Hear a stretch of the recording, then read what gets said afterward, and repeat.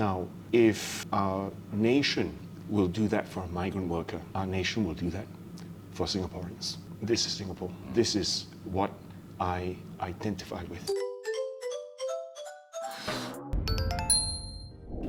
Hello everyone, welcome to our last and final episode of Talk Le, a podcast where we look into the unique factors that influence one's Chinese Singaporean identity. I'm Odilia, and joined with me today here we have two very special guests who are naturalized Singaporeans. So by that I mean that they were not born in Singapore, but they came from other countries and then eventually they converted to become a Singaporean.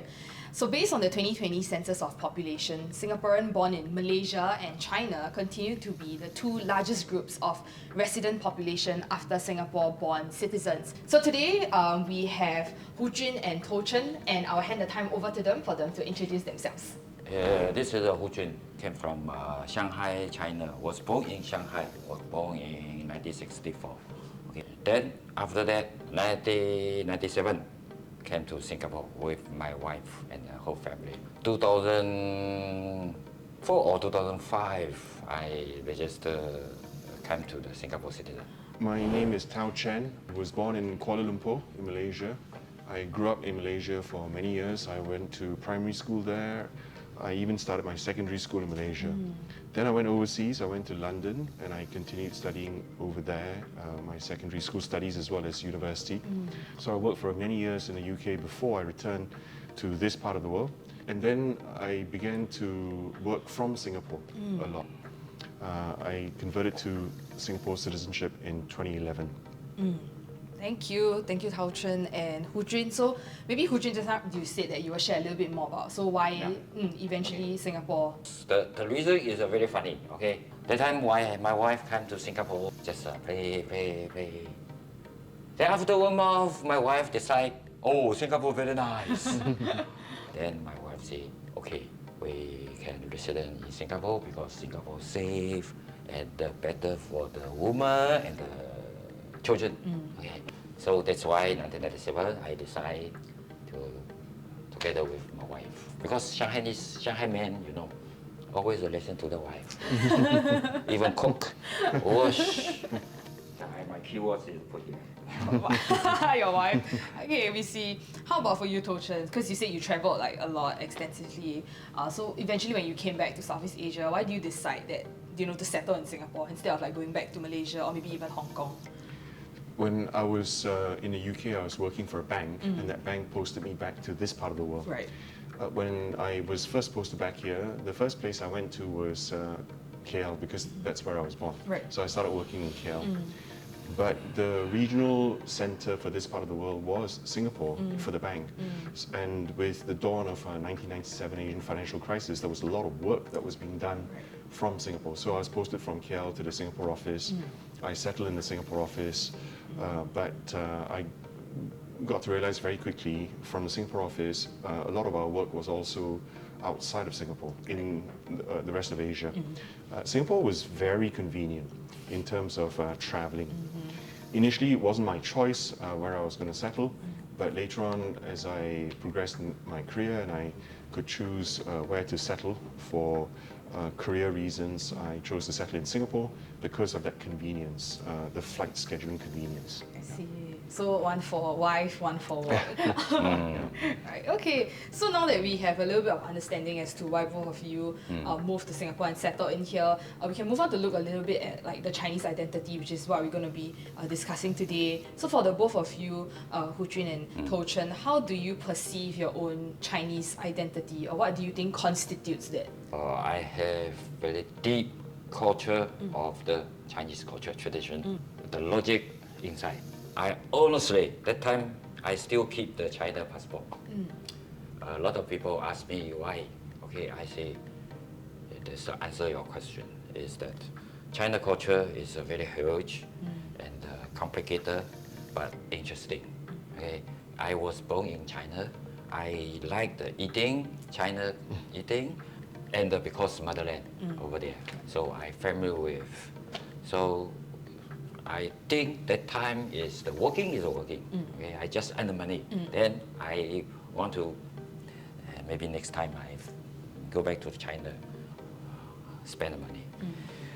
But During this time, working in Singapore, I found that some culture is not so aggressive.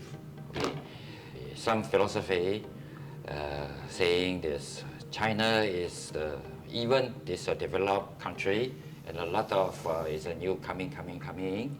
But as you say, like the travel, like the business issue, like the information flow, is not so, because China, you know, they have a firewall. Okay? Something like we close in some rooms. A lot of people, the mindset is different from the overseas. You know, open world. Over to you, Chen. We want to hear, how about you? How do you perceive your Chinese identity? I don't think I anchor myself as much by ethnicity as by nationality.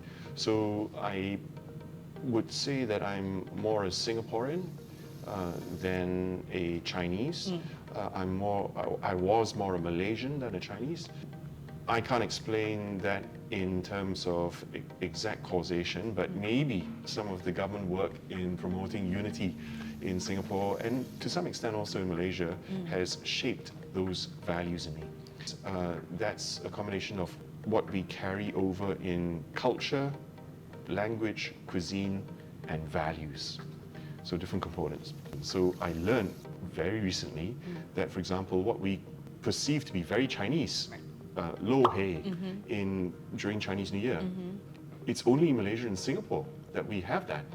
It's non-existent in China. So it's not a PRC Chinese cultural legacy. It's something that was developed over here. So some values are very Chinese. The values of respecting elders, the values of looking after elders, including providing money, providing a home, shelter. Those values I see perhaps more pervasive across different Chinese communities across the world. I was in the UK for many years. I lived there for 12 years. In the UK, I didn't perceive myself as Brit the way I perceived myself as Malaysian and then later Singaporean. But I could see that the Chinese culture there was very distinct because it was a minority culture and also because it was so different from the general culture that was around.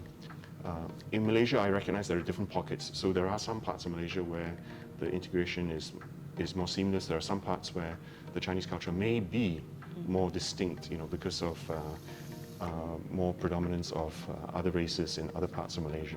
You mentioned just now that your nationality, like the identity, is a lot stronger than your ethnic identity as a Chinese. So when you changed from a Malaysian to Singapore, was there any difference in identity, or do you feel that it's similar? Oh, very different for me personally. I do realize for different people, they have different reasons for switching over to Singapore citizenship and so on. So, and all those reasons are equally valid for the different people, because that's what they value. For me, I value loyalty. So when I switched from Malaysian citizenship to Singapore citizenship, it was only after a very long time when I was working in Singapore. And I did it very intentionally. It wasn't for economic benefit, it wasn't for passport benefit. Like, Singapore passport is so much more convenient to travel with, okay? But it wasn't for any of those. It was because I had made a decision by 2011 that my loyalty was with Singapore, and therefore I switched citizenship and passport to Singapore.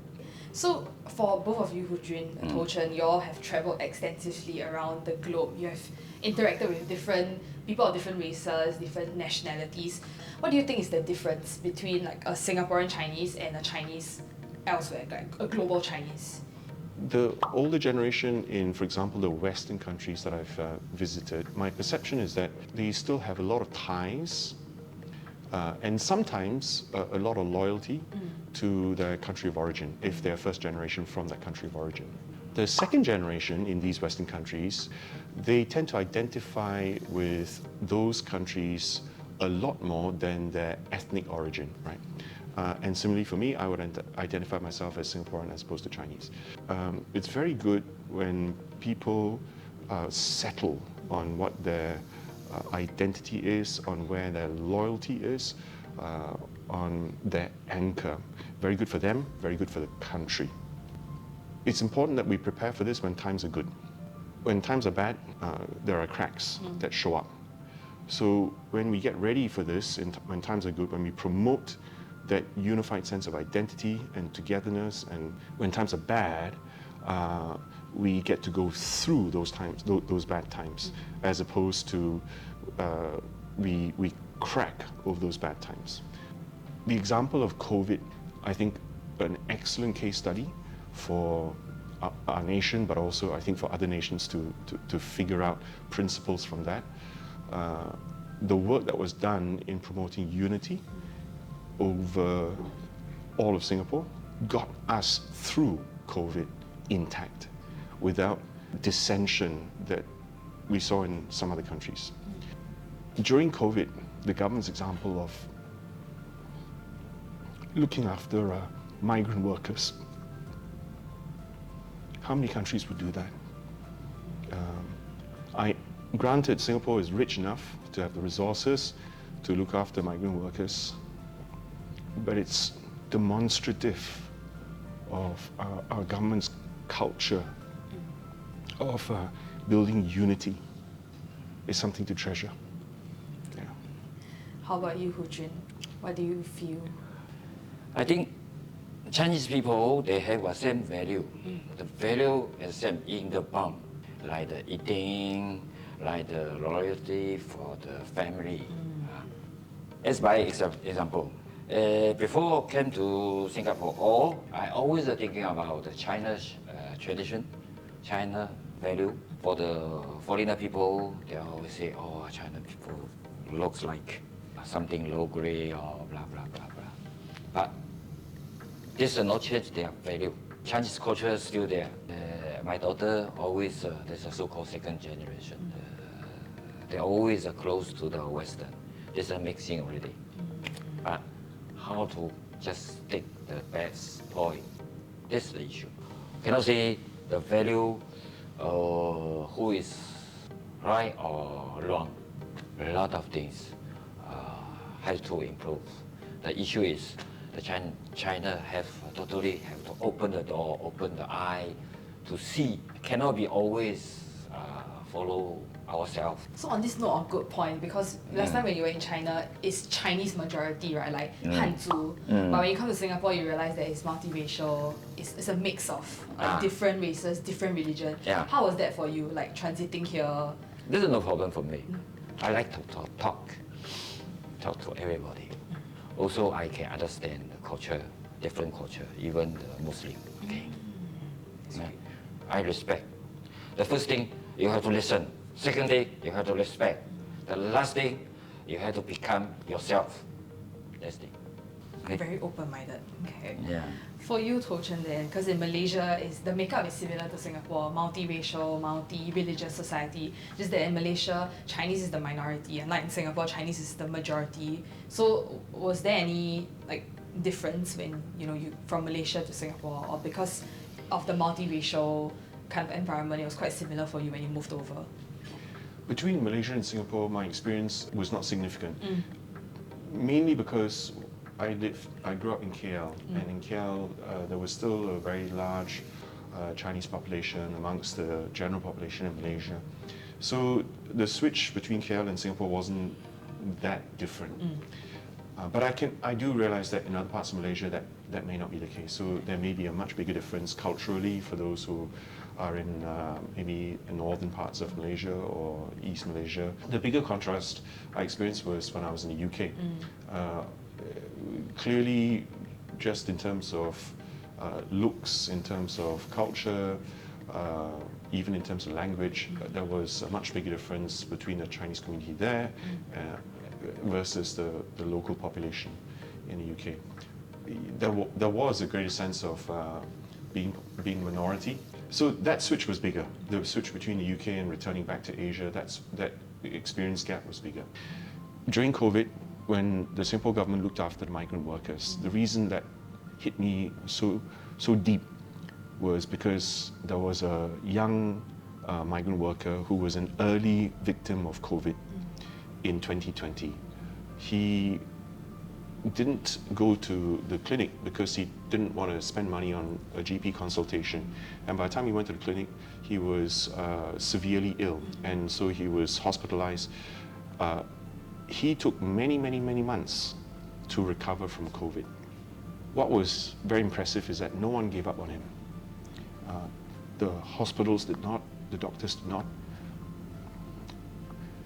It's expensive, but even there was no chatter on why should we make so much effort for a migrant worker. In fact, every effort was made for him to recover, and he did recover, thank God. And he was discharged and he was healthy. Now, if our nation will do that for a migrant worker, our nation will do that for Singaporeans. That's why it hit me so hard. This is Singapore. This is what I identify with. This is valuable. This is something we should hold on to. I think on that note, great. My last question was, what's the best part of being a Chinese Singaporean? And I think you summed it up really well. So, Ho Jun, what is the best part of being a Chinese Singaporean to you? Agree with him regarding whatever COVID or whatever before COVID. I also experienced the Singapore government leadership and the whole management. They think about the one purpose is that how to serve for the peoples. The low income people, like the HDB, you can see that time, 1997, that time the HDB really cheap. It's if you have the salary just over 2,000 something, you just go to HDB. Everyone can stay there. This is I don't think any other government can do it. Even it's a small country, but still have something for the senior people. Everywhere you have the playground, you have the senior people, you can sit down, relax. Not so easy, you know. So that means the government people, government leaders always stay at the people's side. They think what you want. When I applied here, that time my university is some graduate certificate. They have a force, no success, 2 times. That time I write the email to Mr. Lee Heng Long. Second day next day, he replied to me. The letter is still there. Reply to me, the email, send me. Okay, next week, you just go to immigration. They were interviewing with me. What is it? Oh, so from these things, I'm a small, I just an engineer, okay, in the Jurong shipyard. If the government just think about the people, what they need, that's important.